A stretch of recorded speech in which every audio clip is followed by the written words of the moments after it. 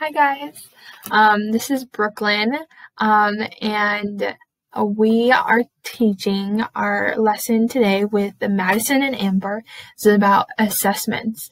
We're going to focus on two different parts, formative and summative. And formative, we'll go into detail on why it's important in schooling, and same with summative. And I actually didn't know what either one of these were before this semester, but they are very key for becoming a good teacher and being able to see your kids grow and having them know that they're growing and what they need to work on. Awesome. Let's see. So we're going to pull up this guy right here. Okay. So tools we can use for assessments. And it's formative and then summative. So what are different types of assessments? So formative is like the discovery of what students know while they're still in the process of learning it.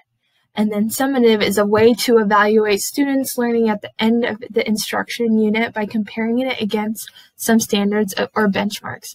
So that could be at the end of a unit or a semester or a section in the class. And then formative is more day-to-day work. Okay, so an example for formative that Amber is going to go into a little bit more is when teachers ask how they're doing. They'll do thumbs up, thumbs down, 1, 2, 3, just like this chart says. And it's formative will help them know where they need to go, where they are right now, and what do they need to do to get closer to that goal so that their summative results are a lot better. So formative isn't permanent, but summative can help see where the growth happened. And then this would be a good example of summative besides through technology, would be like these formats that we've all done, A, B, and C, and D. But we're going to share how we can bring technology into the classroom to make formative and summative assessments more clear, more thorough, and more interesting for the kids. Because technology really does bring a little bit more of a fun aspect, so kids are more intrigued to get there.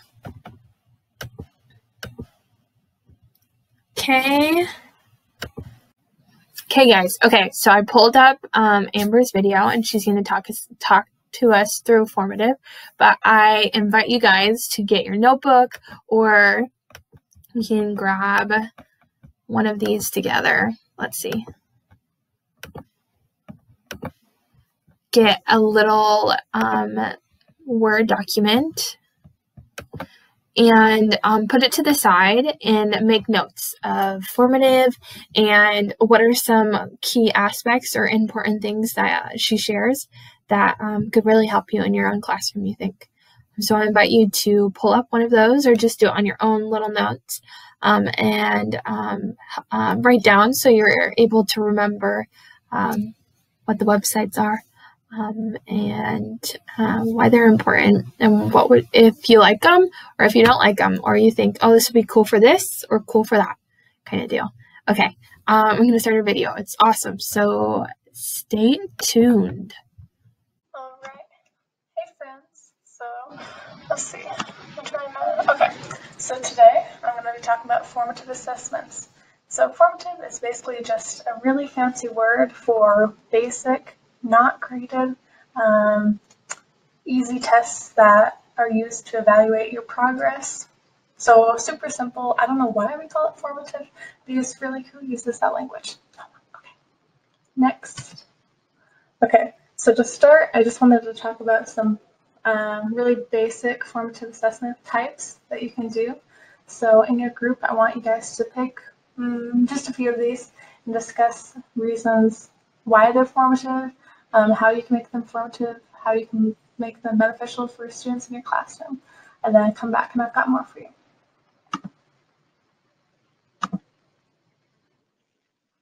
So most of the time you have a formative assessment, you really don't know that you're being assessed. It's just something that the teacher does so that he or she knows where you're at in your learning and how they could better help you.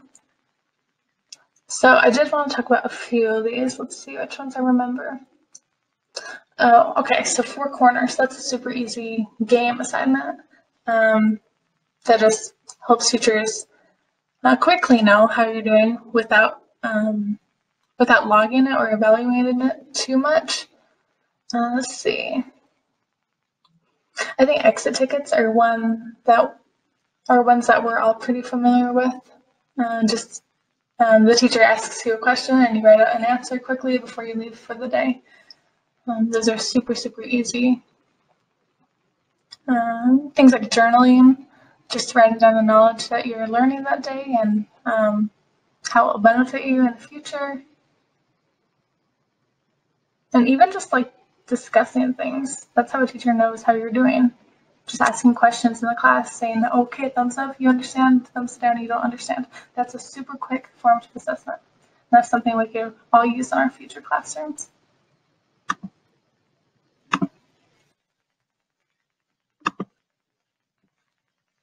All right, so if you're anything like me, you blow things way out of proportion, you think way too hard about everything, and that's exactly what I did for this assignment. I started with, let's say, just different assessment tools that I can use to share with you guys, and I blew it way out of proportion and stressed myself out.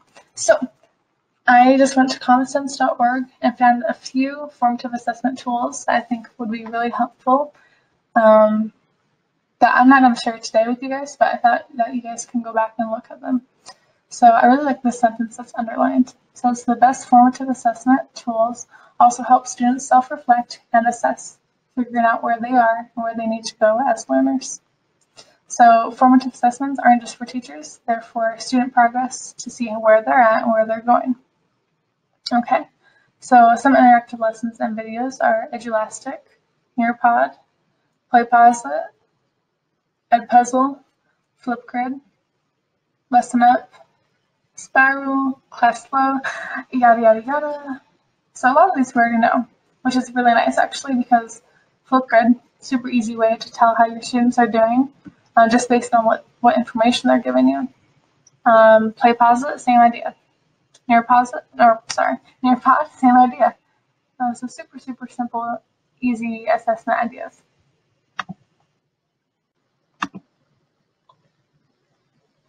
So one of the learning tools I wanted to show you guys is Kahoot. So right now I'm under Assessments in Kahoot, and I wanted to show you a little bit about why it's a formative assessment and how we can use it as teachers. So this says how Kahoot empowers teachers to assess and boost learning outcomes. So not only does it test, practice, and prep students, it helps them review content and it helps them understand things that they didn't necessarily understand before. So if I'm way down here and all my class is over here and on another column, then I'm like, oh, okay, so this and this makes it easier to get that. For a lame example. Okay. I also really like Kahoot too because not only can you do a live interaction, but you can go back and have a student-paced challenge and just keep taking the quizzes as needed. So again, it's a self-assessed thing. It's not graded. It's not used to hurt you in any way. It's just used to know where you're at and how we can use that to take you further in knowledge.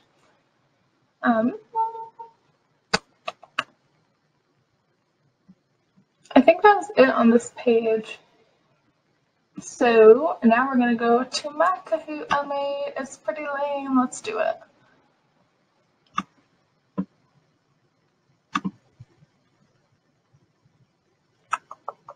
Oh, see, this is what I'm talking about. So we can watch it virtually or we can do it self-paced. So I'm just going to teach. Oh, shoot. That's not what I want. Just going to hit classic. Oh, yeah, that's it. Okay, so this is how students find the game pin. Blah, blah, blah, blah. Oh, I guess I have to wait for plays to start. Pause. My bad. That's jamming music. Okay.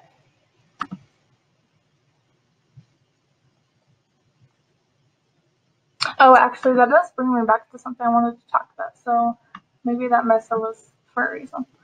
Okay. So something really cool is Kahoot is free for teachers in the basic version. So the basic version is only so the features are create and host learning games in class, search Kahoots by subject and grade, assign Kahoots as homework challenges, and self-serve support. So in these features, you can only use multiple choice and true or false questions.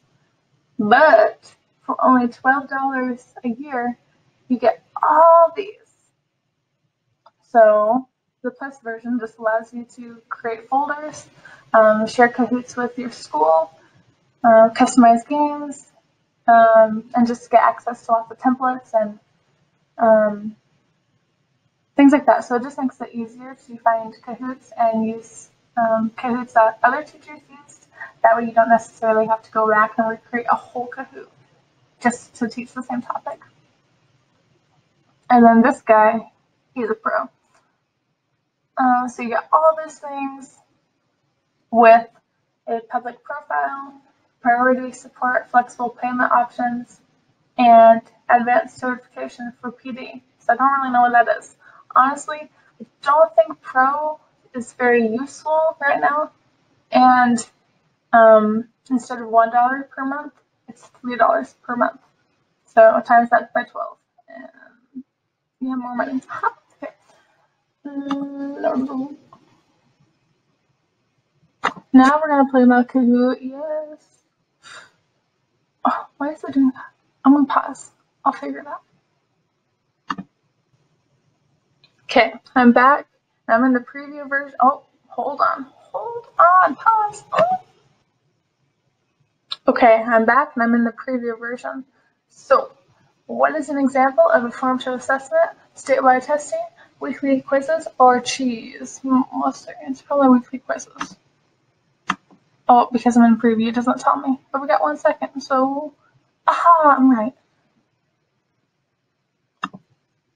Okay. Do students need permission to access, students need permission to access your Kahoot. How? So a code provided by the teacher, a teacher needs to invite students using their email, or you have to search for the assigned Kahoot based off the topic. The code provided by the teacher. Also, just ignore these because that just shows you what it would look like if your students were had access to it right now. But because I'm in the preview version, it wants to be fancy and say there's 64 answers when really there's 1. Okay, formative assessments are graded, true or false. And now I'm just going to sit here until I can say that it is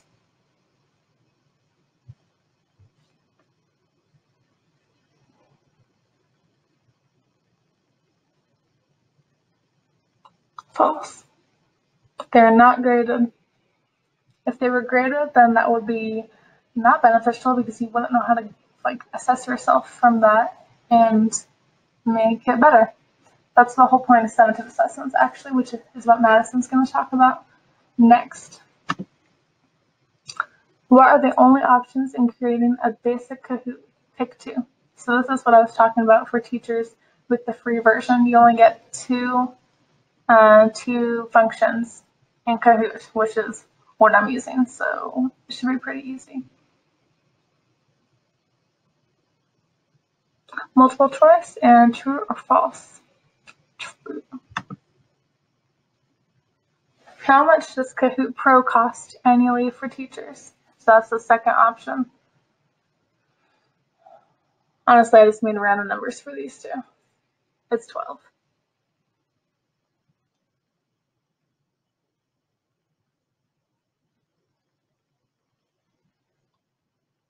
Yeah, sorry I'm not letting you guys actually play this. That's pretty lame of me. But you're probably doing it in your head, right? Students do not need an account to complete your Kahoot. True or false? No, I didn't actually tell you guys this one. No, they don't. They just need the code and the access to get to it.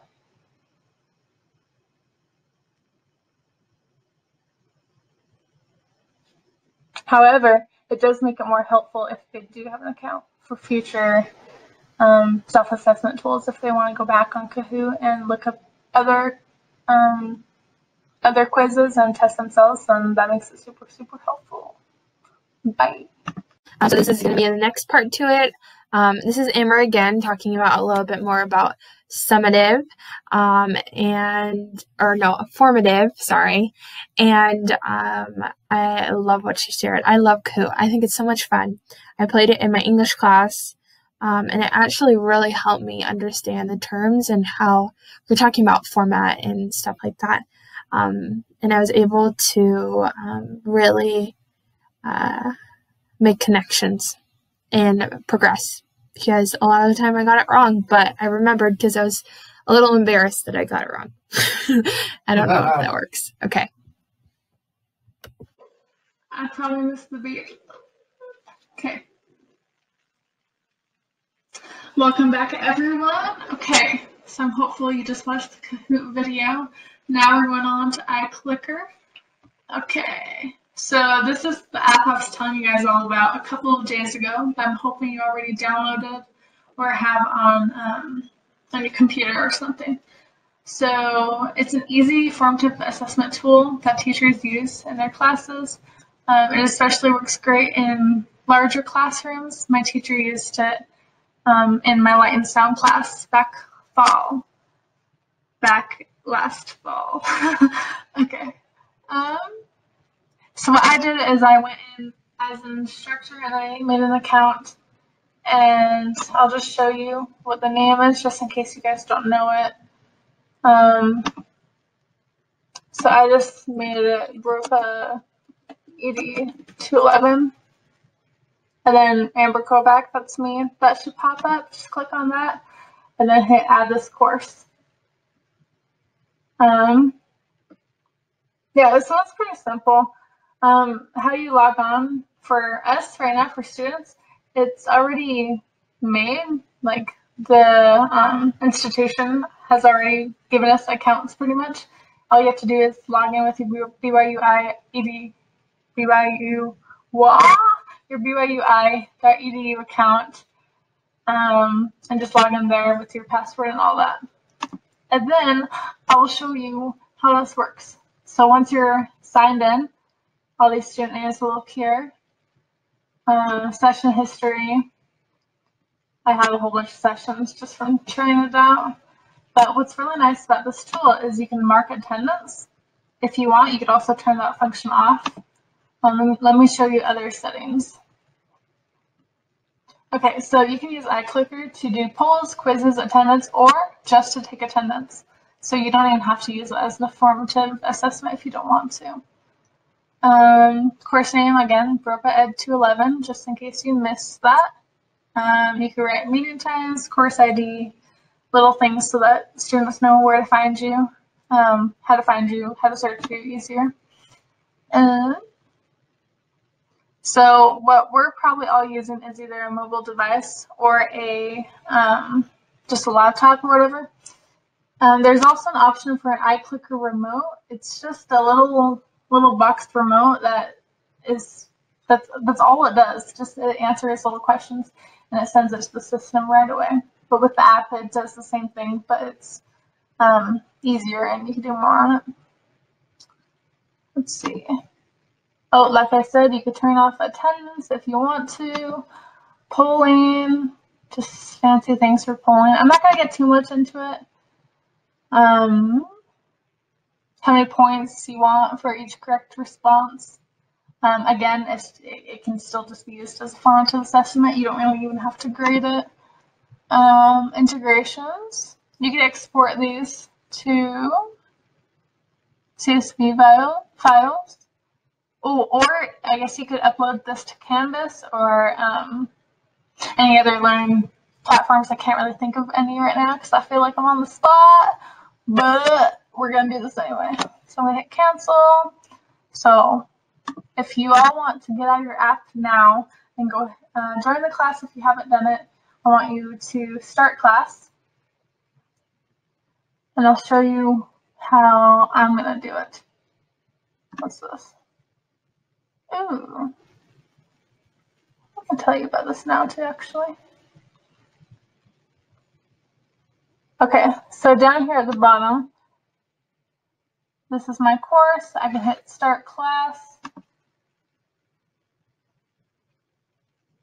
And this guy pops up. Ha ha ha. You gonna move? Yes. Okay. So this is really awesome. There are 4 choices if I wanted to assess you on multiple choice or short answer, or I want you to type in numbers or just target, which just means you drag your cursor and you just hit a button or whatever on the screen that you see for your answer. And then after you pick your choice, me as an instructor, I can show you what the correct answer is, who thought what was the answer. It could all be completely anonymous. Let me show you how this works first, actually. Oh, so this is what I'm talking about. The target option, all you have to do is, once I start this what do you call it? This assessment, you see my screen as an entire thing. So this little blue dot is the target. So that's what you click if you think that's the answer.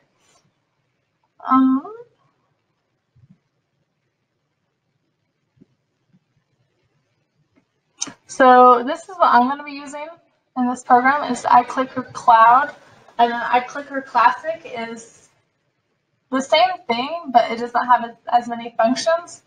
From what I know, none of this is paid for. I haven't had to pay for anything, at least, or I've never seen anything paid for. But let's see, for cloud, you can have all these things. So respond with smartphone, tablet, laptop. You can use an iClicker remote. It takes attendance, polling, target, long answer, quizzing, self-paced polling, anonymous, gradebook, LMS, study guide. So lots of things that it has. Super awesome. Okay, let's get down to business. So this is my little test I wanted to start while we try this out. So if let's see. I forgot this one's the chart going. So if you all will go start the app, once I hit play, you'll have the option to click to drag a cursor and just like point which one you think is Colorado. So let me hit play. Okay, so all you do is you tap on which one you think is Colorado. So what's hard about this is I actually don't know what you will all say until next Wednesday, because I'm not doing this live. This video is not live right now, but next week I will start the polling and all that, and you'll see how many responses are filled. You'll see, actually I can show you right now. I have this on my phone.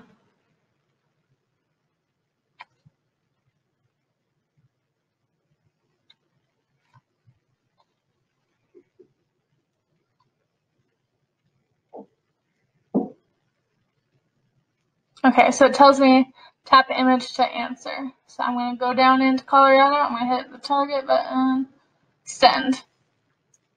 So you just received a response. And that's me. I clicked that little dot thing.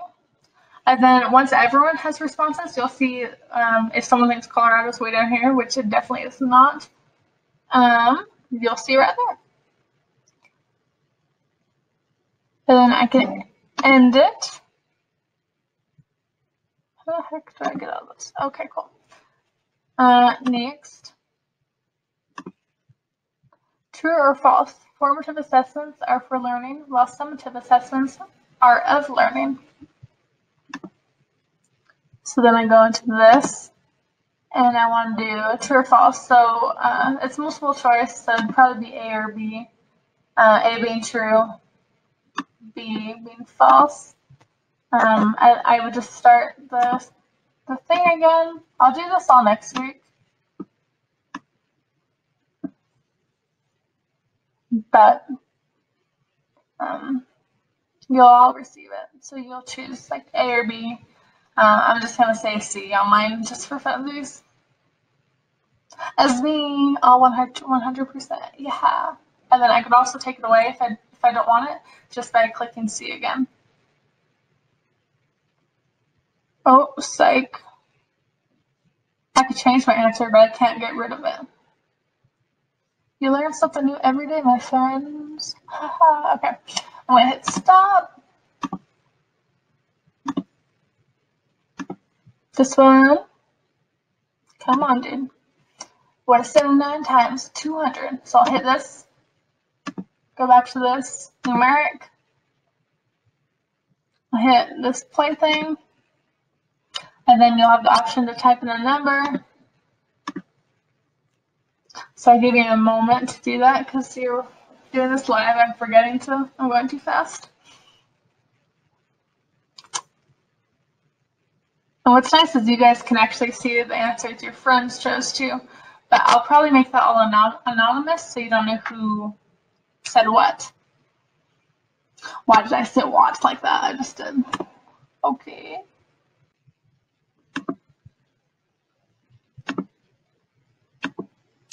Okay. Sorry, I messed up a little bit. So now the poll is going. In your opinion, which is the coolest random fact? A, on average, children laugh about 300 times a day. B, it is impossible to hum while you hold your nose. I want to know how many of you did that, by the way. C, Elder Cook and Elder Holland were missionary companions in Great Britain. And D, when you sneeze, germs can travel 23 feet out. That's disgusting. Fun fact in my family, anyone that sneezes in my family, we all yell, 23 feet, because we're all weirdos. Okay. Next.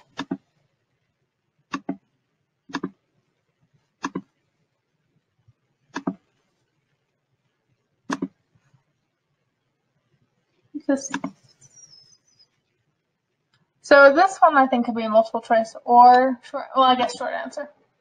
So I hit play. Which do you think you would use more in your classroom, iClicker or Kahoot? Just because I'm curious. I don't know if I have to hit poll or like play every time because I'm just setting this up for you guys next week. So I guess we'll find out. All right. What is the elevation of Mount Everest in feet? So again, this one will be numeric because it's numbers. I'll hit play. This guy is really nice because it's just simple. You hit it when you want it. You hit it when you don't want it. I want to climb that. That looks fun. So I guess I don't want to give away the answer yet, so I'll wait a few seconds. Okay, I think the answer is 29,029 feet. Pretty sure that's it. Next, maybe. And last but not least, this is a short answer as well. What is something you're grateful for today? So I can go to that and type in a short answer myself. I just had ice cream, so I'll say raspberry ice cream because that made me happy.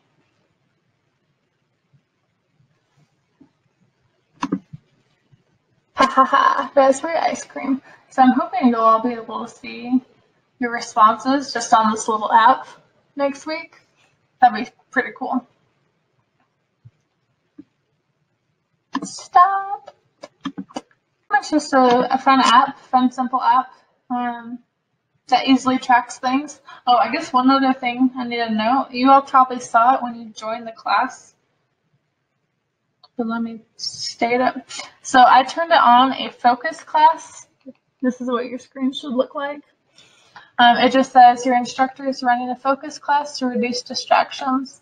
Your instructor will see if you leave the Reef app open during class, how much time you spend away from Reef. And Reef won't let you know what you do outside of the app. If your phone goes to sleep while in Reef, it still counts as time spent in the app. So it's just called a focus class. Teachers can turn it on or off depending on how focused they want their students to be and attentive in class.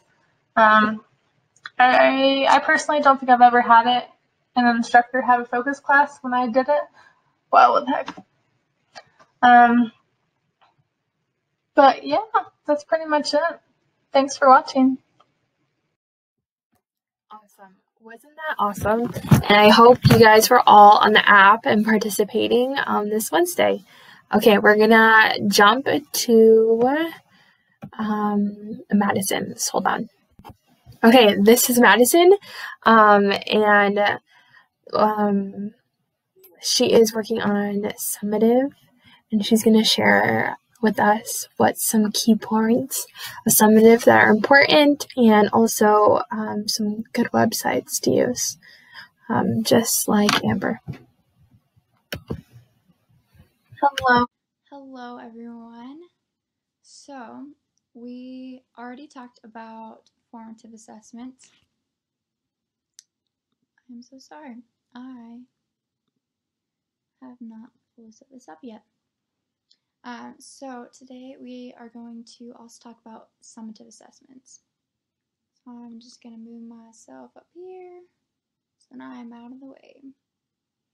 So we are talking about summative assessments.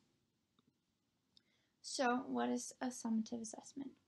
So I went to search control and I looked up some pictures of what the difference between formative and summative assessments are. And so we learned that some formative assessments are lower points and that they're smaller.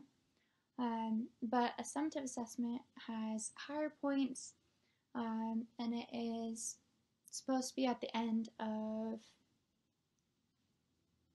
the lesson or end of everything that is being taught. So it's supposed to be like a midterm examination or portfolios, final essay, final examination, stuff like that. So it's supposed to take a bit of time and it's supposed to be quite a bit of points. So they matter a lot more than formative assessments because these are definitely being graded, but whereas some formative assessments are not being graded. So remember, summative assessments, they're about student learning and academic progress. So this is for teachers to know, this is for students to know, this is showing the student how much they have grown and developed while they have been in school, and it shows the teacher how well they have been teaching and how much the student has comprehended. So, oh, I'm in the way. I'm just moving myself over here again. So we are going to pause this and answer these two questions. What is the difference, or what are some differences between formative and summative assessment, and what are the benefits of having a summative assessment? So what's so good about it? So we're just going to pause it here for a few minutes and have a discussion about that.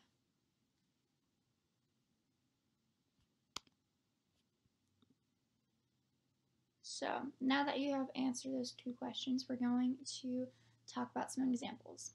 So the examples that I'm going to be talking about today are IXL and Bubble Score.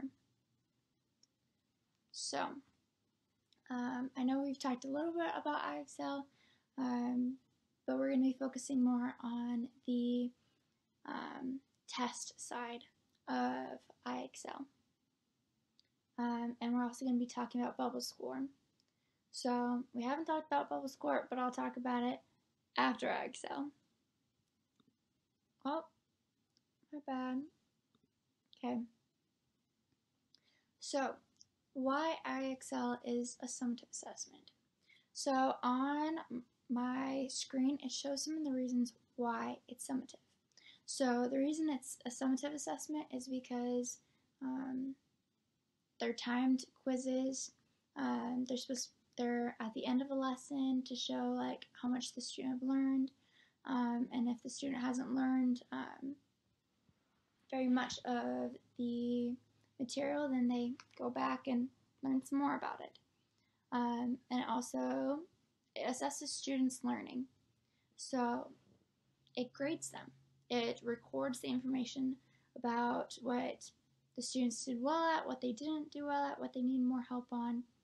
And so it records it and sends it. The teacher can see where the students are excelling and where they are not doing the greatest. So now we're going to watch a video on IXL. Gotta move myself down again.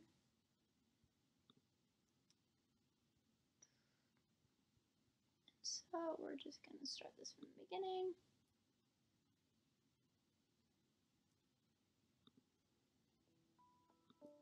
Okay, and so for this video, I just got it off of the IXL website under the Real Diagnostics section. And this is just going to talk about the assessments that it has and where the information goes. And so just kind of think about this. So yeah, have fun. Enjoy this video. Welcome to the IXL Continuous Diagnostic. With the Continuous Diagnostic, teachers can walk into the classroom every day and understand exactly what students know and precisely what to do next to help them improve. Built right into IXL, the diagnostic uses adaptive technology to assess students across every concept in the K-12 curriculum. You'll get an accurate, up-to-date view of each student's grade level proficiency in key math and language arts strands. With this comprehensive portrait of student knowledge, you can make smarter decisions about how to reach every student where they are right now. The continuous diagnostic generates a personalized action plan for each student.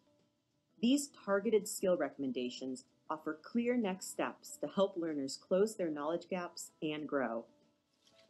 As a teacher, you'll have an easy way to differentiate your instruction and ensure that your students are working on the right skills at the right time.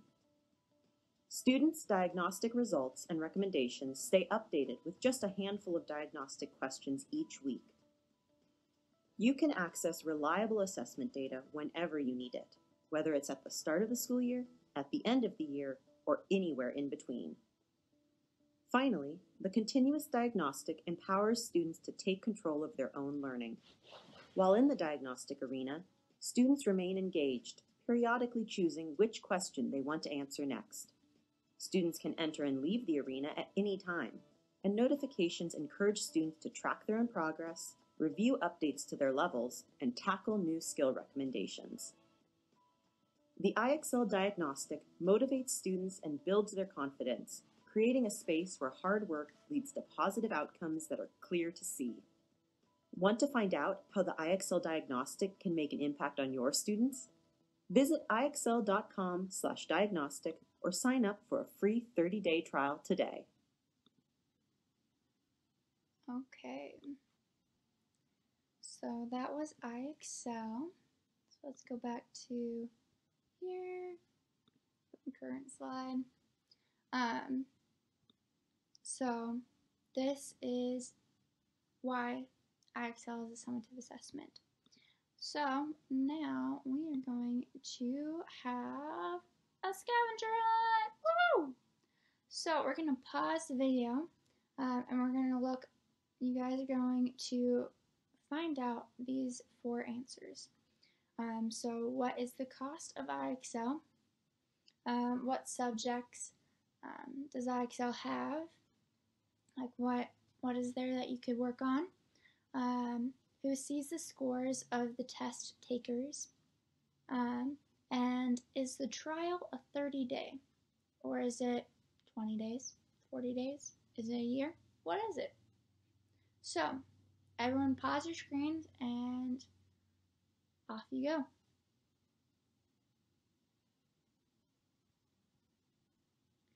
Welcome back. It is so nice to see y'all again. So, you just went on a scavenger hunt and learned some more about IXL and why it can be an amazing tool to assess students. We're going to talk a little bit more about IXL. So IXL, it is an amazing tool. Sadly, it does cost a good amount of money to be able to practice and to be able to grow. So that it is one downside, but it does help and it's fun and it's fun to play around and do those quizzes and see how well you are in these subjects. So that's pretty cool. And even though it is an assessment, and even though it's a pretty big assessment, it's still fun and doesn't seem like you're really taking tests. So that's what I really liked IXL. Okay, so the second one that we're going to be talking about is bubble score. So bubble score, we haven't really talked very much about it, or we haven't talked about it at all. But bubble score is when you take an assessment that has a sheet and it has A, B, C, D, and you just fill in the bubbles of what the answers are. And so bubble score, it's pretty much an online tool that scans those little slips of paper where you take the test on, and it grades those answers. And so we're just gonna escape out of here. We're gonna read some about bubble score. So we're just gonna move myself over again. I keep getting in the way. I'm not even moving and I get in the way. So you just go to Mastery Connect, and inside Mastery Connect is bubble score. And so I couldn't find a video, so here's this. Sadly, you can't get on bubble score unless you are a teacher, and it asks you what school you attend as a teacher, so I could not go on there. Sadly, but true. So, but as future teachers, we can be able to use this tool when we have a school that we are working at. So pretty much from this, it talks about how it can track it. And so you just click assess, and you make sure your camera's on, because how are you supposed to scan it unless your camera's on? And then you scan it and it will grade you on how well you did and how many answers you got. So it's pretty cool that it has like green and red, and it shows you what is correct and what is not correct, and it tells you what your final score is. So it's really easy, and it's very explicit about it. So now we're going to go back to the slideshow. So, bubble score. It's pretty nice. No one really likes to check little bubbles, make sure that they are all there and all correct. So this is pretty nice. Let's see. So now we're going to have another scavenger hunt, because why not? Let's just stop hearing my voice over and over again about these assessments. And so this scavenger hunt, you're going to answer these 4 questions. It is, what is the cost of bubble score? True or false, bubble score is a part of Mastery Connect. What is the amount of questions that are offered? With bubble score, so the thing about it is there's a cheaper version, and it's less questions, so which is, sadly, it's more of a formative assessment, since there's not very many questions, and formative are shorter exams, shorter quizzes. So the longer version is more of the summative assessment. So if you find either one of those, amounts of questions. Either answer is fine because they're both the correct answer. And the last question is true or false. You can only